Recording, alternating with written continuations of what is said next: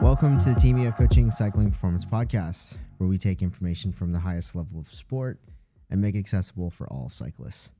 I'm your host, Zack Morris, and in this episode, I'm sitting down with an interesting young rider. Some would refer to as a rookie. They're calling them the rookies around this camp. We're coming to you from the Girona team camp where we're kicking off the year, Mr. Archie Ryan. Archie, welcome to the show. Hey, thanks for having me. So you're coming through the Jumbo Visma development program. Seemed from the outside looking in, I know a couple guys like Colby Simmons on that program. A couple of them seemed like a pretty organized U23 program. What was that? What was that setup like? Oh, it was amazing. It was a dream to be part of quite a special team. You know, I'd say organizers, being nice, probably more professional than a lot of World Tour teams. I'd say, it's a Diva team of Jumbo, which is, one of the top teams out there. So it was really cool to be a part of that. You guys won a lot. We did really well. It was a great bunch of lads, and we all worked actually really, really well together. And we got along great. And I'm lucky enough to call most of them friends for life. Cool. That's awesome to hear. So for the North American audience, you're going to be kind of a new name. Right? Maybe you're from Ireland, right? You're from Ireland. I'm from Ireland, yeah. Yep. So who's Archie Ryan? What kind of rider are you? What kind of rider I am? I'm a small guy, so I'm a climber. I like anything with a hill, preferably. So yeah, I'd be a climber. More of a climber. Yeah. But you can kind of get up there in those one day races as well. They're a little bit rolling, it looks like. Yeah, look, doesn't matter if it's one day or a stage race. If it's got a hill in it, I quite enjoy that sort of thing. Yeah. So how old are you? I am 22. I turned 22 recently. So this was your... Feeling old. This was your last year in U23? Yeah. You finished up... What was your last race of the year there? Oh, God. It was San Daniele 1.2 in Italy. Yes, you got a second place on the line, right? No, I won that, actually. Oh, you won that one? Yeah. Okay. The one before, I was second on the line. Which race was that? That was Lombardia, U23. U23, yeah, Lombardia, U23. Yeah. Right, so you won the next day or something? Yeah, 2 days later. Oh, nice. Made up for it. So what was your U23 career like if you were to kind of wrap it up as a rider?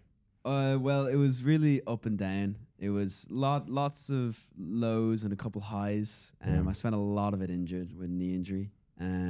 So first year was COVID year where the whole of COVID I wasn't training because I was injured. Well, there wasn't any race to be doing anyway. Maybe a blessing in disguise. And then I got racing by the end of the year, and I got some decent results in what races there were for U23s. There weren't many. Yeah. And then I spent 21 injured. I spent 21 injured. Had a good 22, I think. Yeah, I had a good 22. And then this year I was injured again until August. Okay. And then I started racing in August this year. So most times when I go racing, I've been decent, but I spent a lot of time off the bike. So it was quite some lows as well. What kind of injuries have you been dealing with? Just a lot of knee injuries. So it just kept on coming back. And I've been working on the gym to get it right. Same injury every time. But thankfully it seems to be under wraps now. Okay. With a lot of thanks to the EF team for that. Yeah? Yeah, big time. Okay. What have you been doing? Who have you been working with? Matt, the chiro. Rabin. Yeah, Matt Rabin. Oh, yeah, cool. He's brilliant. Yeah, He's class. He's good. We're doing a series of videos with him tomorrow. Should be good. Oh, yeah, you should watch him. He's a funny man. Yeah, total legend. Last year, I had an arm wrestling match with Rabin. I've heard about this. Yeah, Ben just about ripped my shoulder out of the socket coming from the side, doing a cheeky little pull. Oh, man, I felt my shoulder for like 2 months after that arm wrestling. Think about Ben every time. But yeah, Raven's a beast. Good guy, too. So fantastic. You must have had a few options, right? Like when you were looking at teams to turn pro. What was your, like, why EF? EF's always been a team I've been looking up to since I was a kid. I would have been a big cycling fan as a kid. Been racing since I was 11 or so. And you look at EF and it's just, it is a fan favorite team for sure. Everyone knows that. And you see the guys like Ben, they get a lot of opportunities, young guys, and it's really cool. And it's a place where I thought, yeah, I can develop there and do well. The opportunity to come and race with your buddy Ben have anything to do with it? You two are Yeah, pretty for close, sure. right? Sorry? You two are pretty close, right? Yeah, we're good friends. We're quite good friends. So it's really cool to be with him here in this team. Yeah. He says that JV went through his close friends on Instagram and just signed the fastest ones. Do you think there's any truth to that? Well, it could be. There's me and Lucas there, you know, Right. and D-Raf as well. So we got a good little group here. So what do you think, having your close buddies in a super professional team like this, what do you think, what kind of environment do you think that creates for you guys? Oh, mate, it's really cool. It's like we're just back home in Girona, you know, just hanging out all the time. So it's great. How do you think that'll affect your performance in the races? Like, do you think that's an advantage? For sure. Right? Sure it's an advantage because we know each other really, really well. We hang out all the time. We can tell each other exactly how we feel and what we think, you know. There's no period of, oh, I don't know this guy, I can't say this to him, you know. Yeah. We're instantly, get on great. So there's no problems there, you know. And then when it comes to like going to the sword, you'll all turn yourselves inside out for Yeah, one no, another, exactly. right? You will always give extra for genuine friends. Yeah. And I think that's rare to come by as well. You know, it's not just some teammate you're like, oh, I don't really like this guy. Which obviously you still give 100%, but you give that bit extra, you know, you try that 100%. bit harder that you couldn't squeeze out for someone you don't like. Right. Someone you don't like. No, but you'd it's still do. genuine, Yeah, you know? I get it. You know, it's 100% true, right? Like when it's like a family member. Yeah, no, Yeah. 100%. That's cool. So talk to me about what you want to do this year in the World Tour. Like, have you thought about what kind of rider you want to be and some small and long-term objectives throughout the season that you'd like to kind of tick off? I'm not sure yet. I'm still pondering in my head of what I want to try and do. Obviously, you know, I like to take opportunities when I can get them. But also I'd love to help the big boys out when I can and learn from the best. Who are the big boys?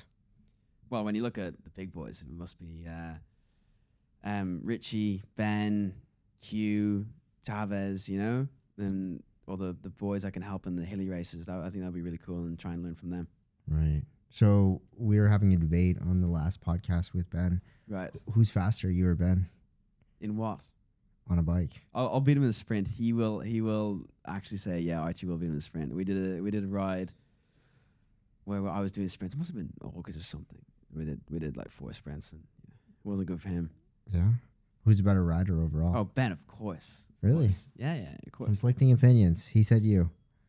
No, he didn't. Yes, he No, did. he didn't. That's bullshit. He said you're a guy that maybe he could take right now, but in a couple of years he's somebody that That's Ben being far too humble. he's good. What a season he had, eh? Oh, amazing. Pretty Yeah, impressive. Yeah. Yeah. But I mean, you grew up with him. What was it like racing with him growing up? Like, was he always that dominant, or is it I something didn't he actually really grow grew up with into? him. No, you No, didn't. I only met him when I was junior. Yeah, junior. I think Junior Worlds I met him for the first time. But you would have been what, 17? Yeah. So that was already like what, 5 years ago? Yeah, so we grew up in a sense. Yeah, Yeah. Sure. No, I mean, so I've known him for a long, long time. And it's cool to see how we've both developed, and obviously he's just gone so far Right. and really broken through. It's really, really cool. Yeah. So do you think in any way that kind of makes it easier for you? Sure, I guess he's created some sort of pathway, which we can all, not just me, not just 'cause, whatever, that any guy can look up to and be like, oh, geez, if he can do it, you know, maybe someone else can, you know? Yeah. Well, for me, I thought it was pretty inspiring this year, like to see him take on the big sure. dogs. You know what I mean? Like Sure. to ride Pidcock off the wheel and be kind of duking it out with Remco on the big stage. I think it was kind of an entry to the new generation, right? Because how many guys are there like Ben who are like almost equally as talented as Ben, but just never make it work in the World Tour? You know what I mean? Yeah, for sure. I guess Ben's just super willing to try. You know, you can tell by the way how aggressive he is and how he races. You know, he's not scared to take them on, which is so cool, isn't it? I kind of feel like you're kind of a similar rider to that. When I look at some of your race results and just the little clips of you racing that I've watched. What was the World Tour race? Was it World? No, it wasn't World Tour. You did a race there with against Carapaz and race was that? It was pretty spicy there. Slovakia? No, it wasn't Slovakia. It was It was right before Lombardia.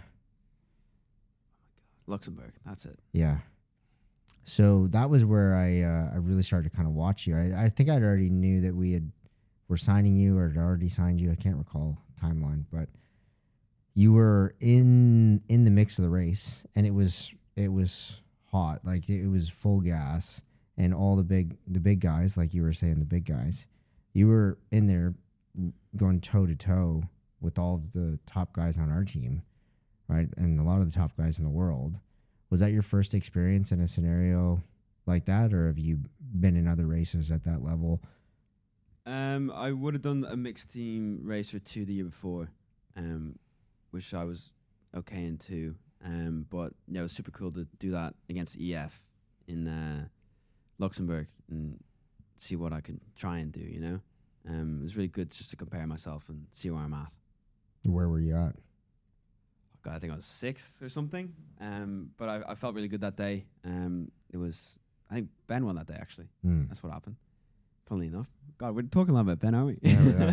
Is this podcast about Ben and Archie? Welcome to Ben Healy's podcast. Yeah. Not with him. No, it was a super good day. I had good legs.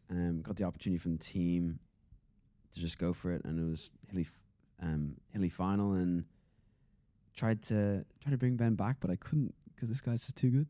Right. So when I say like, obviously you were 6th on the results sheet, right? But how did you feel in that environment with the level of racers you're going to be competing against next year, all year, and some of the guys you're going to be expected to outperform? How did you feel there? Well, I don't know. I mean, I say like I haven't really done that before. Might have got the odd result the year before that was similar, but that was for sure the biggest race. In terms of not just like it was a 1.1 or 2.1 or whatever, but of the field as well. You know, it was a toughie. In terms of who was there and Carapaz and whatnot. So it was, yeah, like I said before, it's cool to compare where I'm at and see that I'm somewhat capable and at that level. Right. So when you look at the season coming up in 2024, have you got your calendar yet? I do. Right. So as of 10 minutes ago, I haven't really processed it yet. Right. Honestly, I'm not sure I could recall. No, it's fine. But what I'm wondering is, looking at your calendar, right? Is there anything you said you just got it 10 minutes ago? Are there any races that jump out to you right away? Or like, oh, that's a race I'd like to perform well at. A race I've always loved is Itzulia. Right. Oh, it's a hard race. That'd be really cool. And I would have thought Richie would be going. I have no idea, but that'd be really cool to go there with a guy like him or one of the others, you know, and just see how they do it, you know. Super hard race. Probably gonna regret wanting to go there. Yeah, I was gonna ask you, what do you like about that race? Because I raced for a Basque junior team as a first year junior. Oh, you did? Yeah. So I just love racing Basque country. It was really fun time of my life. So because it's all hilly. Yeah, all hilly, great people. You know, great area, mountains. It's just fantastic. Yeah. So you started racing at what age? I would have been under 11. Under 11, yeah, I started racing.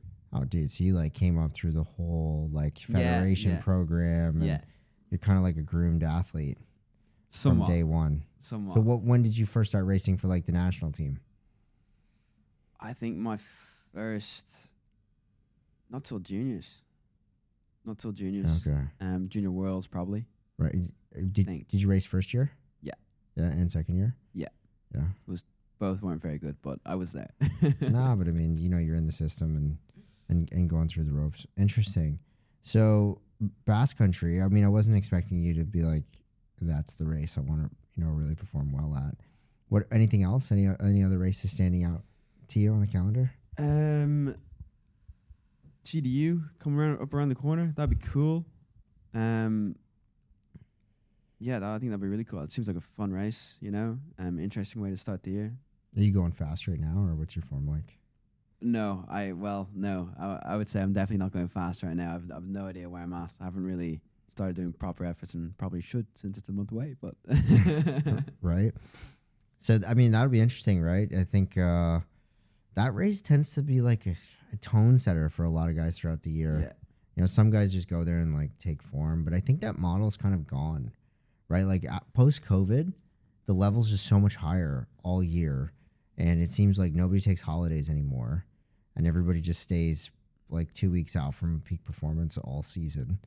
So it'll be interesting this year, now that all of the post-COVID dust has settled and things are organized and everybody seems to be in a rhythm, how that race goes. But also it'll be interesting to see how you do on Wollonga. Yeah, no, it'd be really cool. Really cool just to go there and see what the crack is. Yeah, I think it's a good course, hilly enough. Should be hot. Hopefully, coming from home at Christmas when it's 0 degrees, won't be too much damage on the body. Yeah. But yeah, it should be sweet. Should be a great experience. I think we got a good little crew of guys going, so it should be a fun trip at least. How's all the new kit? Oh, it's brilliant. It's Yeah. so cool. So cool. Gear's cool, bike's cool. Can't complain. Yeah, you think the System 6 is a good bike for you? Oh, mate. Sorry, No, Super 6. The Super Yeah, 6. the Super 6 is really cool. Really, really cool. Perfect for me, being a climber and whatnot. Nice. And the Aero helmet. The Aero helmet's going to be perfect for you then too, right? Yeah, I don't know. I quite like the ventral, or you know. Yeah, that's a nice helmet. It is Yeah. for climbing or for Yeah. going arrow. Yeah, Obviously, exactly. I was joking about the Aero helmet, but I was talking to Yeah. the guys from POC, Mm. and they were like, "Well, how you would use it on a mountain stage is you'd have all the domestiques protecting the GC rider with the Aero helmet." Yeah, I can see that working. Yeah, I can see that working. Obviously, when you're going 20K up a climb, you're like, fuck, need some ventilation. right. But I can see if a man's sitting on the front all day and it's not too hot, he'd probably benefit, wouldn't he? Yeah, for sure. Or a long range breakaway or whatever, you know? Yeah, for sure. It's easy gains. How's your time trial? Speaking of Aero, Not great. I think I rode my TT bike 3 times this year. Really? Which wasn't the plan. I was going to do a big TT focus, but the old knee flared up and that was the priority, unfortunately. well, you seem like you could be a guy that like could do GC one day, right? So I would like to do GC one day, but I am very unproven in time trials and haven't quite performed in them. you want to change that? I would like to change it. I would like to actually. That was the plan this year, was to work hard on it actually. But like I said, I didn't. Super Slice is a good bike though. Yeah, it looks really cool. Yeah, you have a good Super TT bike fast. to ride. Yeah. And we got a great little aero team behind us as well. So I'm excited to see how I can improve in that discipline. Yeah, I think you're in a really good environment to develop your TT. I think we've, like Andreas and Shep have done so much work with Bissiger Yeah. and a lot of the other guys as well. But Yeah. obviously, everybody knows Bissiger is a Yeah. good time trialist. So, if you want to ride GC, you know this, but that's Yeah. It's part of the game. part of the game. Yeah. So it'd be interesting to see how Mr. Archie Ryan evolves his time trialing this year. Cool. So I think that's all we have time for today, guys. Archie's got a busy schedule, and we gotta let him get to dinner or whatever is next for him. Thanks so much for tuning into this episode. Be sure to stay on the lookout for Archie Ryan in the 2024 season because he's going to be at the front end, the pointy end of the race. Thanks, Archie. Thanks very much, guys.